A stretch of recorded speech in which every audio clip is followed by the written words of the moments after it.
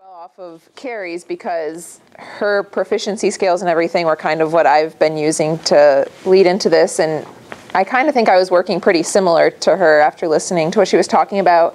And I'm going to start with talking about math. This is my math goals chart. But what I did was I kind of planned out math like everybody would, your continuum for the year, and then like I'd spend 2 weeks on one standard and we'd move on to the next one. And then, like Carrie, we did like a rewind or fast forward week where like we take some time for kids who had missed the standards that we had talked about or had gotten them all, and we did some enrichment during that time. And then I realized that like the kids who were getting it pretty quickly were just spending 2 weeks sitting, waiting for the standard to be over so they could move on. So I kind of felt crazy, but I decided like let's just let the kids go and work on the standards and see like go at their own pace. So we kind of just jumped in and did it. But I've made, like we obviously use this pre-assessments, and I have some online resources that they can use so they can go to the standard that they're working on, and then there's different like Khan Academy or iReady lessons that'll help kind of do blended learning to teach that standard.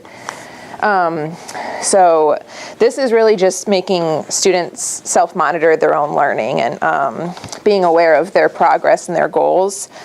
So I have chart for reading, writing, and math, and then it's broken up into all the standards that we'll teach. Go through these magnets, show what standards they're working on, and then once they master a standard, they get a sticker for that standard. It all starts with the pre-assessment. Like if they decide what standard they want to work on, they do the pre-assessment for that standard, and then based on the pre-assessment, they'll either go on to show mastery if they did really well in the pre-assessment and they don't need more instruction, or I'll look at the pre-assessment based on the learning progression and see what part of the standard they need to be working on. Into the strands in the standards. So if they're doing operations and algebraic thinking, they have to go in order in that strand, so they're not doing like patterns of multiplication before they did multiplication. And one thing with pre-assessment, at the beginning of the year I was nervous about doing a pre-assessment for every standard because you have kids who don't have a lot of stickers, who like they do a pre-assessment are like, great, I don't know any of this, like this is awful. But it's really, I think we've created a classroom culture where it's like, this is just showing me what you know and what you're ready to learn, and everybody's kind of at their own place and doing their own thing, and it's been actually like really good. And then I was also nervous about having this up here for like the whole class to see where everybody is, but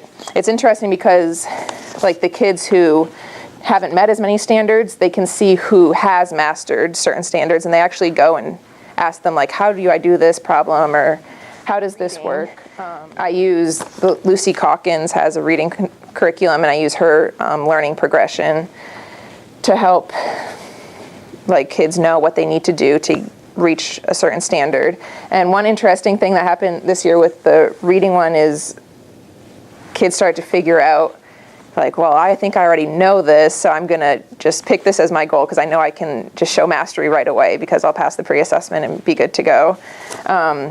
So they kind of just flew through certain ones that they knew they were ready to do. And then with reading, it's kind of different. I don't do a pre-assessment for every standard. We do like more of a unit pre-assessment. So they'll read like an informational text or something and answer certain questions about it. And it kind of just focuses on like 4 or 5 of all the different standards. And then, so we'll start with those, and then based on the work that we do in small groups and strategy groups and things like that, we'll figure out like what they're ready to work on next based on what their strengths and needs are. And then same for writing.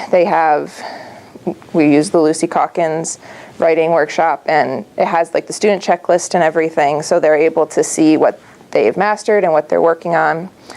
And then when students are ready to show mastery, I have a Google form that they can fill out where they put the standard that they're ready to show mastery of, and then they can choose if they want to do like an assessment from me where it's like the standards mastery on iReady, or some other assessment that I have for the different things. Or they can show evidence of their mastery where they like make a video or do some kind of project, or like in writing it's usually just they pick their best piece that they think they really did a good job of that standard and show that. So it kind of, and it's been a lot of like teacher driven so far for the show mastery, but I think now when we come back we'll start to give them more examples of how to show mastery and what they can be doing. There. Yes. Is that showing that some kids have mastered all standards, going all the way down? So the name goes across for this one. Right. And then, yeah, so every kid has mastered division and multiplication. But then... Do you have, I can see that part, but a student that has mastered all the standards? No, but I have 2 kids who are like pretty close. They're flying through them pretty quickly. Is that just your first? Is that just your first trimester? It's kind of the whole first semester, yeah. That's your whole year. Yeah. Oh, look at you. Is it the whole year or the whole semester?